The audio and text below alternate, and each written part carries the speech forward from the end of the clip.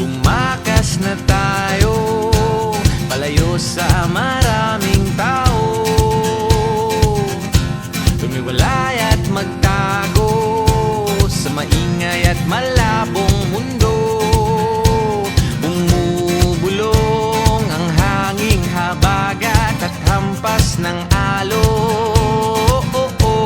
Dumudulog at niyayakag na tayo ng karagat.